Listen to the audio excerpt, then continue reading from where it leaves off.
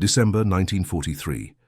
The Atlantic waters churned grey and hostile as the transport ship USS Henry Gibbons cut through waves toward the coast of Florida, carrying 347 German prisoners of war in its hold. Below deck, Oberleutnant Klaus Reinhardt pressed his face against the small porthole, watching palm trees materialize on the horizon like fever dreams. The air conditioning system rattled overhead, pumping frigid air into the cramped quarters, where men shivered in their summer weight uniforms. Reinhardt turned to his fellow prisoners, their faces pale and drawn, and said what they were all thinking. They were being transported to some godforsaken swamp to die slowly of disease and neglect. Before we dive into this story, make sure to subscribe to the channel and tell me in the comments where you're watching from. It really helps support the channel. What these men were about to discover would shatter every assumption they held about their enemy, their fate, and the very nature of the conflict that had consumed the world. The transformation waiting for them in the Florida heat would prove more shocking than any combat they had survived. Klaus Reinhardt had been captured 3 months earlier during operations in North Africa. A 28-year-old engineering officer from Stuttgart, he had spent the last 90 days in a British holding facility in Algeria before being transferred to American custody.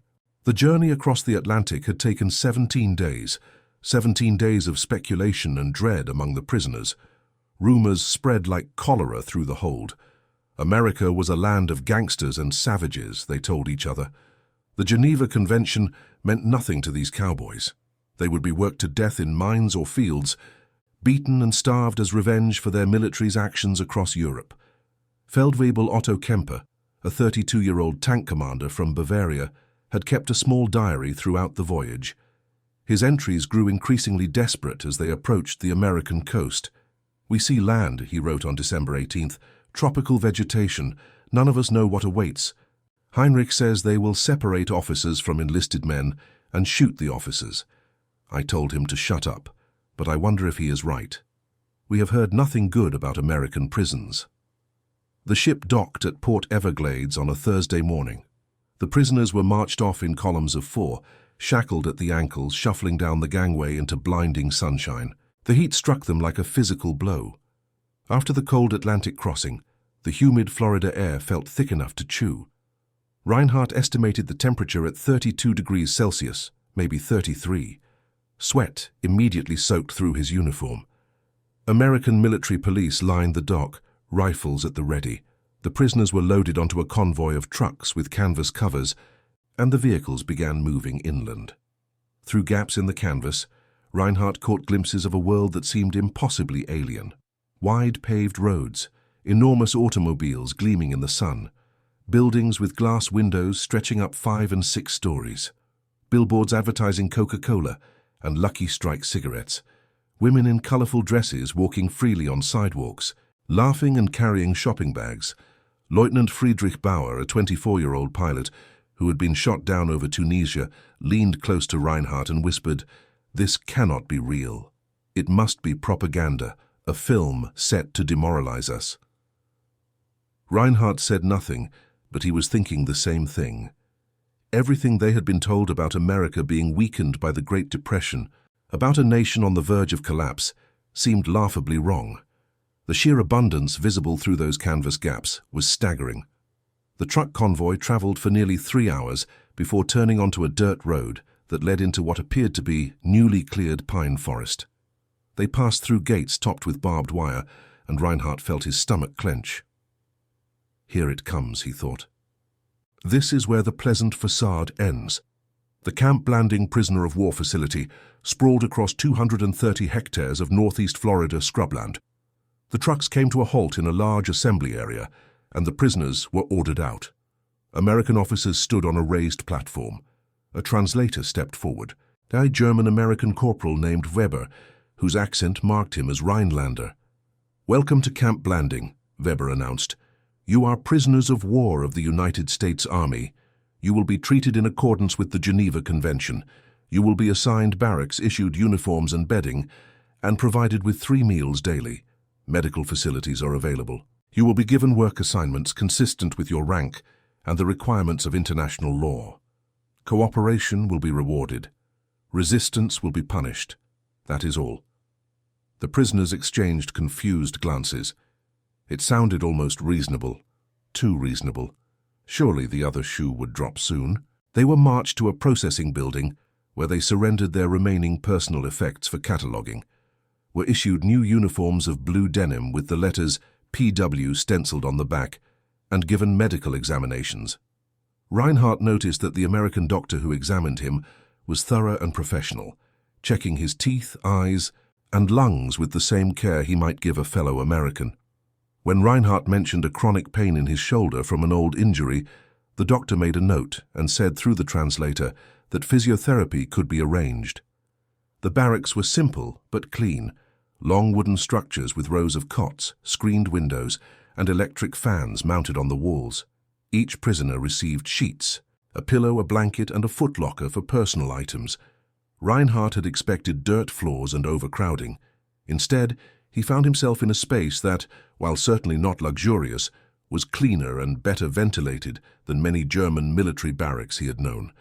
That first night, lying on his cot under the lazy rotation of the ceiling fan, Reinhardt listened to his fellow prisoners process their confusion. "It is a trick," insisted Kemper from the next bunk. "They will wait until we are comfortable. Then the cruelty begins." "I counted 17 light bulbs in this barracks alone," said Bauer, his voice distant with wonder. 17, and they burn them all evening as if electricity costs nothing. Unteroffizier Hans Vogel, a quiet infantryman from Saxony, spoke up from across the aisle. "Did you see the mess hall when we passed it?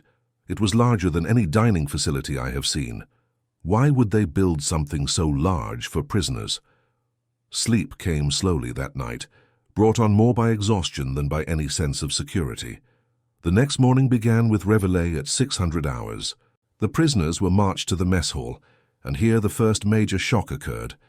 Breakfast consisted of scrambled eggs, bacon, toast with butter, oatmeal, oranges, and coffee. Real coffee, not the chicory substitute they had grown accustomed to in the German military. Reinhardt stared at his tray in disbelief. This was more food than he had seen at a single meal in 2 years.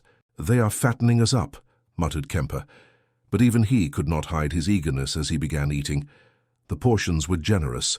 When Reinhardt finished, an American soldier indicated that he could return for seconds if he wished. Seconds. Reinhardt had not had seconds of anything since 1941. After breakfast came work assignments. Officers were exempt from manual labor under the Geneva Convention, but they could volunteer for administrative or educational work. Enlisted men were assigned to various tasks: forestry, agriculture, road maintenance, and camp construction. The work was hard but not punishing. Water breaks were scheduled every hour in the brutal Florida heat. Men who appeared to be struggling were reassigned to lighter duties. Reinhardt volunteered to help organize the camp library, working alongside Lieutenant Bauer and several other officers. The Americans provided them with a small building, empty shelves, and authorization to request books. Within 2 weeks, they had assembled a collection of over 300 volumes, including German classics, technical manuals, and even some American literature in translation. The camp commander approved a request for musical instruments, and soon a small orchestra began practicing in the evenings. It was in the 3rd week that Reinhardt began to truly grasp the scale of what he was witnessing. He had been assigned to help with inventory at the camp warehouse, counting supplies as they arrived. The numbers were staggering. In a single delivery, the warehouse received 4,700 kilograms of flour, 2,300 kilograms of sugar, 1,800 kilograms of coffee, 600 kilograms of butter, and enough canned goods to fill an entire storage room. "This is for how long?" Reinhardt asked the supply sergeant, an affable Texan named Morrison. Morrison consulted his clipboard. 2 weeks, for your section of the camp. 2 weeks. Reinhardt did the mathematics in his head. His section housed approximately 400 prisoners. This was abundance on a scale that defied comprehension. In Germany, civilians were subsisting on ration cards that provided barely enough calories to survive. Here, prisoners of war ate better than German citizens. That evening, Reinhardt shared his observations with a small group of officers who had begun meeting informally to discuss their situation. The group included Kemper, Bauer, Vogel, and a newcomer named Hauptmann Dietrich Wolff. a career officer from Prussia who had initially refused to participate in any camp activities beyond the minimum required. "The supply situation cannot be what it appears," Wolf insisted, his aristocratic features arranged in a skeptical frown. "It must be temporary or specific to this location. America cannot possibly sustain this level of provision across all its operations." "But what if they can?" Bauer asked quietly. "What if this is normal for them?" The question hung in the humid evening air, unanswered because none of them wanted to contemplate the implications. Evidence continued to accumulate, in ways both large and small. The camp received newspapers, weeks old but uncensored beyond the removal of strategic military information. The prisoners read about American industrial production figures that seemed like propaganda.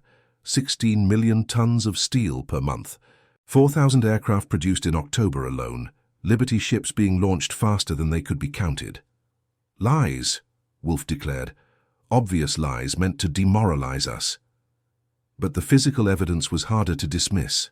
American guards wore uniforms that appeared new, their boots unscuffed, their equipment in perfect condition. The trucks that moved supplies around the camp were modern and well-maintained. When it rained, the Americans simply brought in more trucks rather than trying to repair the ones that had gotten stuck in mud. In January of 1944, a new group of prisoners arrived from Italy. Among them was Oberstleutnant Werner Hoffmann, a logistics officer who had spent 2 years analyzing supply chains in North Africa and the Mediterranean. Hoffmann was a methodical man, 51 years old, with a reputation for brutal honesty in his assessments. Reinhardt met him in the library, where Hoffmann was examining American technical manuals with intense focus. They began talking, carefully at first, then with increasing frankness as they realized they shared similar observations. "I need you to understand something," Hoffmann said one evening, keeping his voice low. "I have spent my career studying logistics. I know what is possible and what is not. What I am seeing here is impossible by any rational calculation based on what we were told about America." Reinhardt leaned forward. "Explain." Hoffmann pulled out a small notebook where he had been keeping records. "Let us start with food. The camp feeds us approximately 3,500 calories per day. Do you know what that means in terms of agricultural production and transportation? To feed just this camp requires the output of roughly 200 hectares of farmland, plus processing facilities, plus refrigeration, plus a logistics chain that delivers fresh produce weekly. And this is one camp among dozens, hundreds perhaps." "The reports we received said America was struggling with shortages," Reinhardt said. "The reports were wrong," Hoffmann replied flatly. "Or we were lied to. Look at this." He flipped through his notebook. "I have been observing the guards. They throw away more food than we ate in a month at the front. I watched an American soldier discard half a sandwich because he said he was not hungry. Half a sandwich, meat, cheese, fresh bread, into the garbage." Vogel, who had joined them, shook his head slowly. "Yesterday I saw them painting the barracks, fresh paint, white paint. Who paints prisoner barracks? People who have so much paint they do not know what to do with it," Hoffmann answered. "Reinhardt, you work in the warehouse. Tell me about the toilet paper." Reinhardt blinked. "The toilet paper? Yes. How much do we receive?" "Unlimited, essentially. There is always more in storage." Hoffmann nodded grimly. "In North Africa, we rationed paper of all kinds. Medical supplies came wrapped in paper we had to save and reuse. Here they use soft paper for toilet purposes and throw it away. Do you understand what I am saying? Their supply chain is so robust that they can afford to use manufactured paper products for waste and never worry about running short." The implications were staggering, and Reinhardt could see that Hoffmann was not finished. "Let me tell you about the trucks," Hoffmann continued. "I have counted them. This camp has 47 trucks for internal logistics, 47, most of them less than 2 years old. Do you know how many trucks we had for an entire division in Africa? Perhaps 20 if we were lucky, and half of them broken down at any given time. These Americans have more trucks for one prisoner camp than we had for an armored division." Bauer joined the conversation, his face troubled. "I flew reconnaissance over English factories before I was shot down. We were told British production was declining, that they were desperate. But I saw factory complexes that stretched for kilometers, and that was more than a year ago." We were told many things, Hoffman said quietly. I am beginning to think very few of them were true. In March, the camp organized a football tournament. The Americans provided equipment, marked out fields, and even arranged for the construction of wooden benches for spectators. Guards attended the matches on their off-duty hours, cheering for their favorite teams. It was surreal. German prisoners playing football while American soldiers applauded, everyone temporarily forgetting they were on opposite sides of a global conflict. Reinhardt found himself standing next to an American lieutenant named Patterson during one match. Patterson was a college graduate from Ohio, friendly and curious about Germany.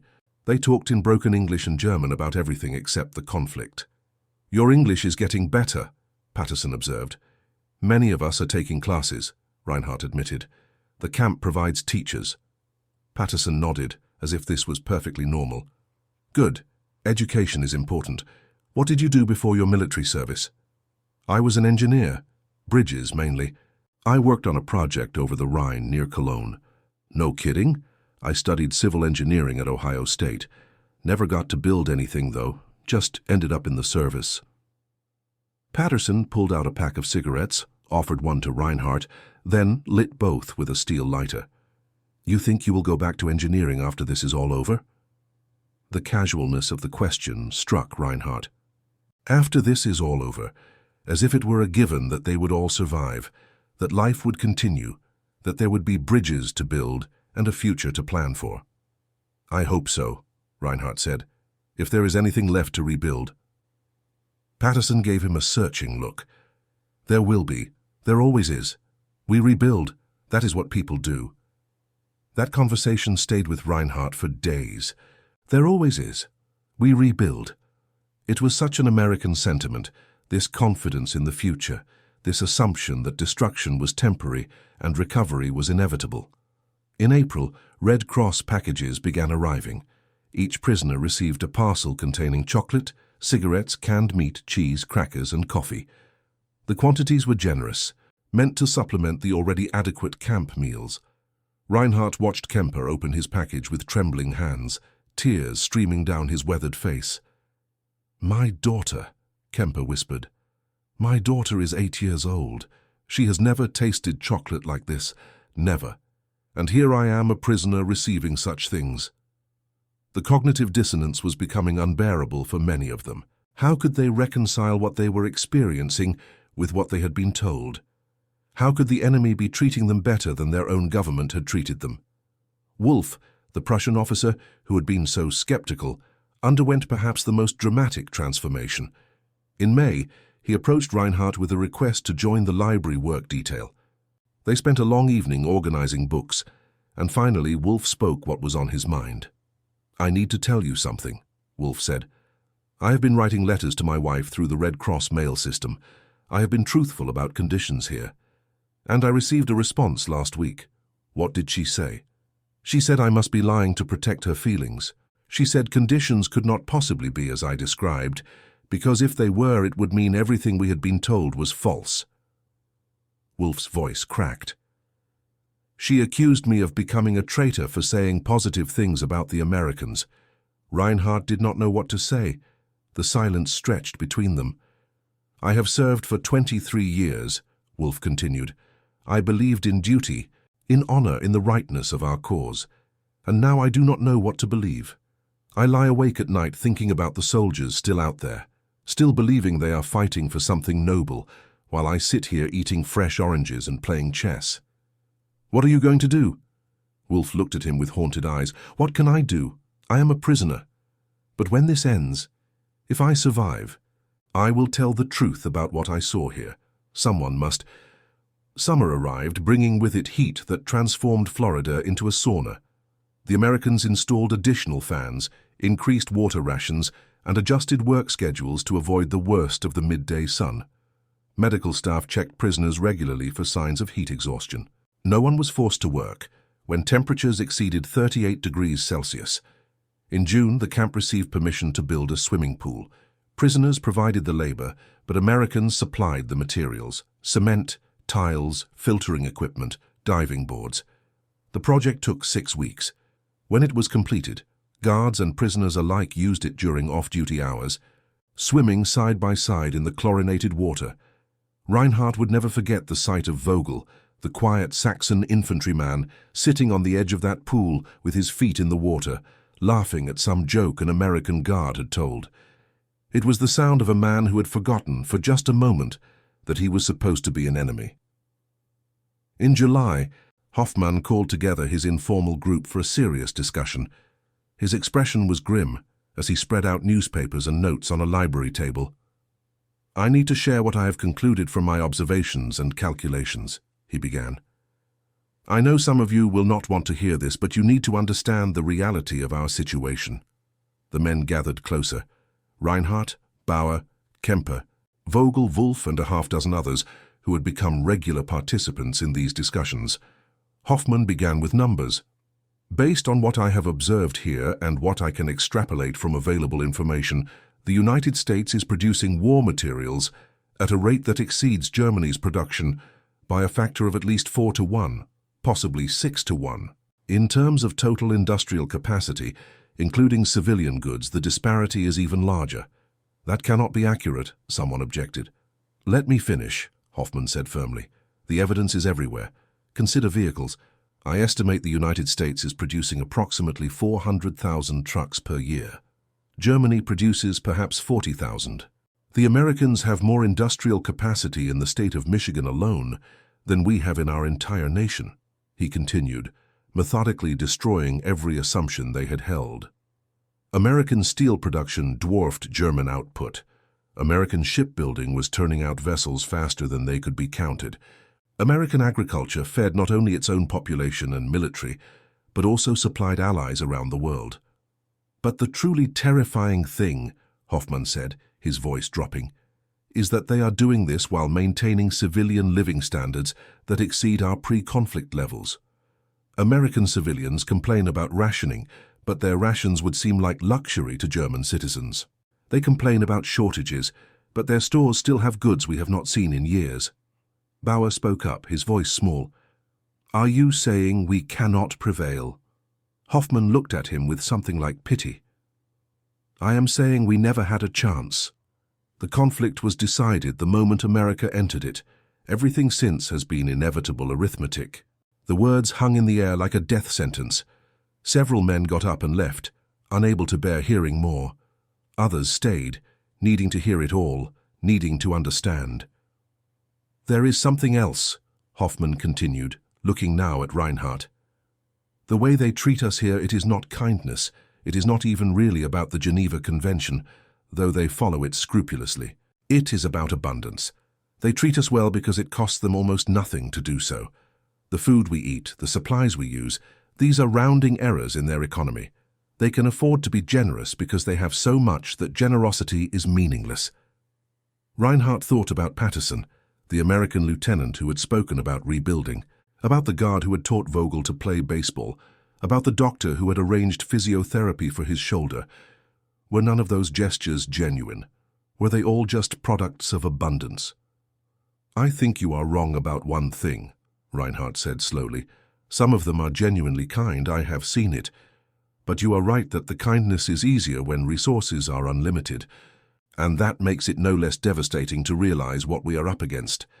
In August, news filtered through about the Allied landings in France. The camp went quiet as prisoners absorbed the implications. Some maintained that Germany would rally, that secret weapons would turn the tide, that victory was still possible, but most, the ones who had been paying attention, who had been adding up all those small observations into an inescapable conclusion, simply waited for the inevitable. Reinhardt spent more time in the library, reading American history, trying to understand this strange nation that had defeated them through sheer industrial might. He read about the Civil War, about Reconstruction, about the Great Depression and the New Deal. He began to understand that America's strength came from systems and institutions more than from any individual leader. It was a nation built on production, on efficiency, on the belief that material abundance could solve most problems. In September, Kemper received devastating news through the Red Cross. His home in Munich had been destroyed in a bombing raid. His wife and daughter were safe, evacuated to the countryside, but everything else was gone. He sat on his bunk for 3 days, barely eating, staring at nothing. Reinhardt sat with him on the 3rd evening. "I am sorry, Otto." "They destroyed my home," Kemper said, his voice hollow. "Everything I built, everything I worked for, gone." "I know. And we did the same to them, to the British, to the French, to the Russians. We destroyed their homes first." Kemper looked up, his eyes red. "What were we thinking? What did we believe would happen?" Reinhardt had no answer. They sat in silence as the ceiling fan rotated slowly overhead, as evening insects sang outside the screens, as the Florida heat slowly released its grip on another day. By October, the camp had evolved into something strange and unprecedented. A community of former enemies learning to coexist. There were still tensions, still men who refused to accept their situation, still bitter arguments about ideology and loyalty, but there were also friendships, or something close to it.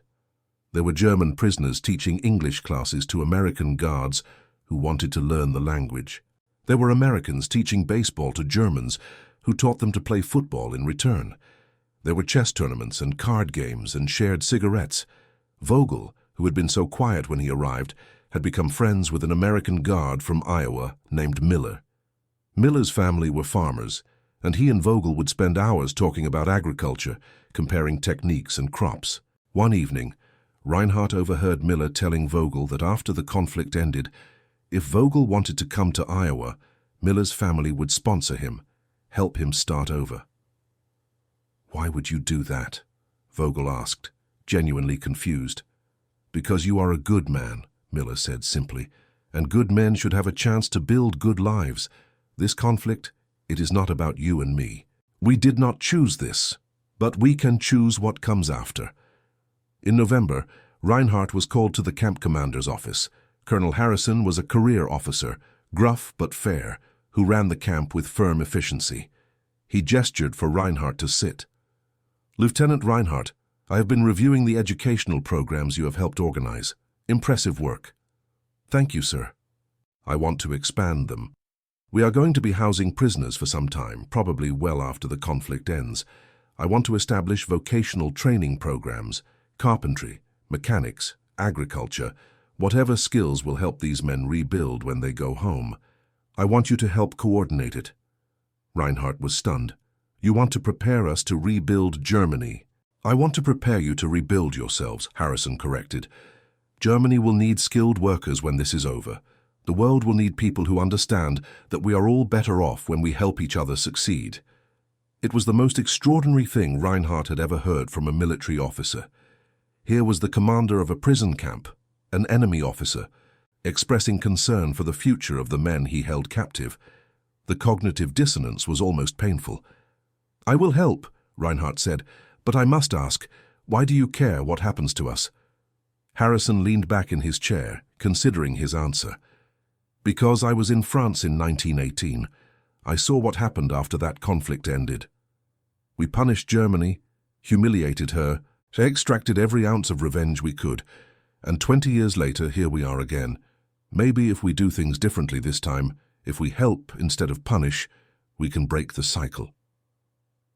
Reinhardt left that meeting with his mind reeling. These Americans were planning for peace while the conflict still raged. They were thinking about reconstruction before the destruction had finished.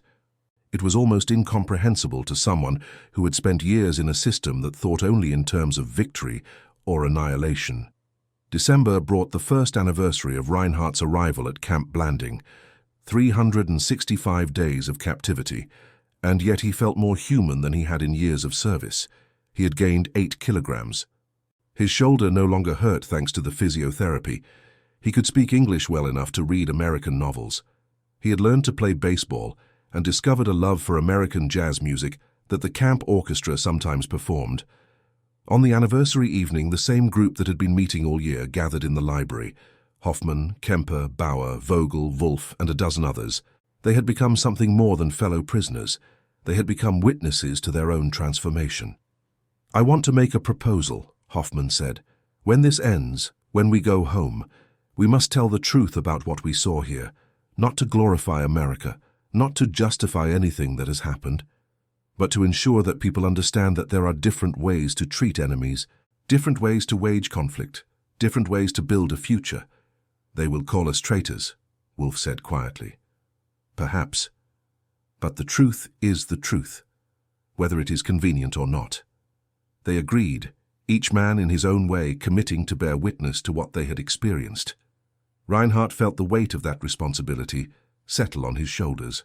He had come to Florida expecting hell and found something far more challenging: humanity where he had expected hatred, abundance where he had expected deprivation, hope where he had expected despair. The spring of 1945 brought news of Germany's collapse. The conflict in Europe ended in May. The prisoners gathered around radios, listening to reports in stunned silence. Some wept, others simply stared. A few expressed relief that it was finally over. Repatriation would take time, the camp commander announced. There were millions of prisoners to process, a continent to stabilize, a world to rebuild. They would remain at Camp Blanding for the foreseeable future, continuing their routines, their classes, their work details. Reinhardt found himself feeling something unexpected: gratitude. Not for the conflict, not for the destruction, but for the accident of fate that had brought him here rather than somewhere else. He thought of prisoners in other places, in other camps, experiencing very different captivity. He thought of civilians in destroyed cities. He thought of all the suffering that could have been avoided if people had understood sooner what he now understood: that enemies are still human, that abundance can be shared, that peace is built not through victory, but through choosing to see the humanity in those you oppose. In August, Reinhardt was among the first group scheduled for repatriation. He packed his few belongings, said goodbye to the men who had become his community, and shook hands with guards who had become something close to friends. Patterson, the lieutenant from Ohio, came to see him off. "What will you do when you get home?" Patterson asked. "Rebuild," Reinhardt said. "Bridges, hopefully. Germany will need many bridges." "Look me up if you ever make it to America again," Patterson said, pressing a piece of paper with his address into Reinhardt's hand. "You would be welcome."